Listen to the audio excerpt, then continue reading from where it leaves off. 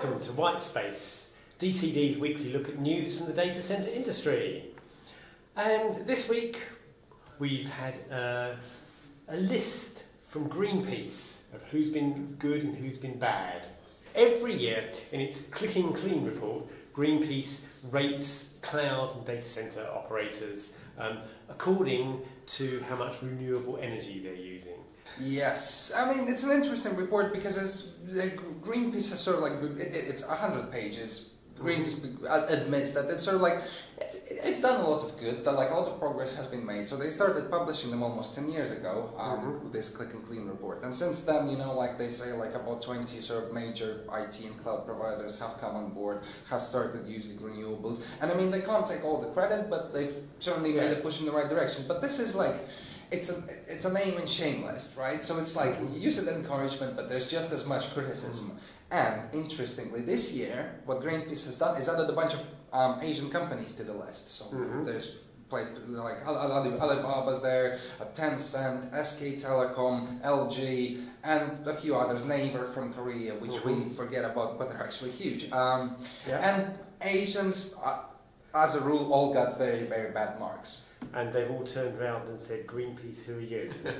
Pretty much, yes. That is my reading. Because, like, if you're in the US and it's sort of like, let's say, Greenpeace using publicity stunts can push you to do a certain thing. In China, it's completely irrelevant. So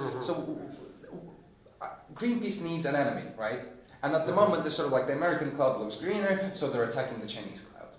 Okay. I'm sure Greenpeace will have some enemies in America soon, don't worry. Well, they've got enemies in the data center industry. There are people that say a pressure group like this should stick to telling people not to fish whales or something, because it says every time this comes out, people step up and say they don't know anything about data centers. They're unfairly picking on the data center industry that only uses 2% of the world's electricity at a generally current estimate. But those criticisms aside, I think it's a worthwhile thing to do. Oh, the other thing is people always allege that Greenpeace hasn't done a very good job of the research. They've kind of made up the figures anyway, is what people say. And you are seeing that shift at the end of last year. You had Amazon say we've got all these wind farms, and you've got Google saying obviously we're going to go fully renewable this year. So and they're realising there's a good PR aspect to say we care about the planet. Don't ask us which minerals we use to make these data centers, but we care about it. Hey, Intel's supply chain is conflict free, okay? Good. Okay. So speaking of conflict, though, so if you've been following the US government's attempts to cut down this just insane mess of data centers of various sizes and various usages, for quite a while, since 2010. They had the federal data center consolidation initiative, and they brought in another one. Army, they start off well, not doing so well now. The secretary has come out and said, here's a big list. This is the ones we want to shut down. This is when we want to shut it down. We need to get cracking. Problem is, he's gone in a week or two. And then there's going to be a new guy, Vincent Viola of Virtu Financial, which is actually kind of a high frequency trading type place. So he technically might know more about computers and data centers and stuff like that. But if you keep changing people in charge, who knows if they will actually get rid of all these data centers in time. But speaking about the need for army and cyber defense and geopolitics, we come to Lithuania. Lithuania, a small Baltic state, has showed its clear understanding of the digital landscape, hasn't it? Yes. So the problem with Lithuania is it is bordering Russia. It's been part of the Soviet Union, obviously not anymore, but I mean since the 90s there is that sort of like uneasy relationship between the two neighbors, and the situation has obviously sort of gone downhill since the civil war in Ukraine. And Lithuanians, Latvians, and Estonians as well now earnestly believe that Russia is going to invade the Baltics next. And there's been books written about this. There's like one of the British spies, former spies, has written a book saying like it's going to happen 2018. Yeah, and this is pre. The book is called 2018 War with Russia. It's pre the possible collapse of NATO as well. So it's more. But yeah. Yes. So stemming from that, Lithuanian developers were supposed to build a $60 million data center, the largest colocation facility in Lithuania. State of the art, got the money, got the planning permissions, everything. But then the government shut the project down because the company was established by Russian entrepreneurs, and according to Estonian, intelligence agencies, these guys were a security risk. They could have, put something in the data center that would send the data, directly to Russia. And essentially, because of the fear of spying, they've killed a 60 million data center. It's not final yet, so the developers, they're called Arcus Novus, are suing the government. Right. And they might get their way, but this just goes to show, that even data centers are political now. Right. But so they were upset that it would be fiber optically linked to Russia. Yes. But it like every other data center in Yeah. The data center developers were quick to point out that if you're afraid of connections to Russia, we're connected to Russia, so is everyone else. Good. Okay. But the network is one of the most important components of any data center now, and we're seeing increasingly data center providers marketing on the base of the networking they allow within their own ecosystem and to other systems. So, I'm interested this week in Data4, which is a French provider. They've got a lovely big campus just south of Paris.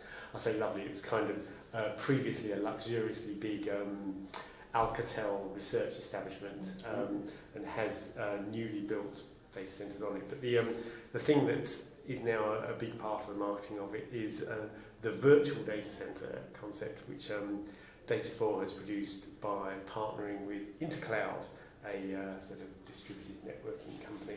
If you want to build, it all fits with this hybrid cloud that people want to build, where some things are on their premises, some things are in data centers, some things are on multiple clouds. So you can be a colocation customer in this data center, and you can easily link it into stuff that's running on Amazon in London, because they've got a sort of, and the idea of it being a direct link and not sort of public internet link. So as if they're all in one single data center.